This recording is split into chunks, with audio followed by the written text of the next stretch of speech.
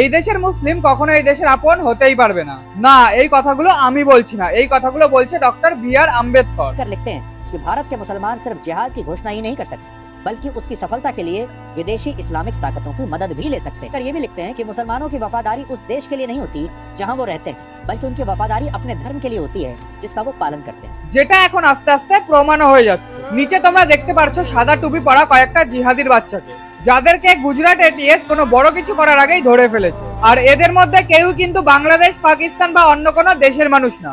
এরা সবাই আমাদের দেশে থাকা দেশ বিরোধী, যারা কন্টিনিউসলি কানেক্টেড ছিল পাকিস্তান আর জৈশ-ই মোহাম্মদের মতন বড় টেররিস্ট সংগঠনের সঙ্গে। আর এই সংগঠন আমাদের দেশে নানান টেররিস্ট অ্যাটাকও করিয়েছে, যেমন Pathankot attack, Pulwama attack, parliament attack, আরো ইত্যাদি। আর এই 8 জনের মূল টার্গেট বা কাজ কি ছিল জানো? দেশের কম বয়সী ছেলে মেয়েদের ব্রেন ওয়াশ করে উল্টোপাল্টা বুঝিয়ে তাদের খেপিয়ে তোলা আর পাকিস্তানের স্লিপার সেলস হিসেবে কাজ করানো, যাতে তারা পরে গিয়ে পাকিস্তান আর জৈশ-ই মোহাম্মদের ইশারায় আজমল কাসাব বা সুসাইড বম্বার হিসেবে কাজ করতে পারে। এরপরেও কিছু সকাল সেকুলার লোকজন বলবে টেররিস্টের কোনো ধর্ম নেই। মানলাম টেররিস্টদের কোনো ধর্ম হয় না, তাহলে পৃথিবীর সমস্ত টেররিস্ট মুসলিমই কেন? জয় হিন্দ, বন্দে মাতরম।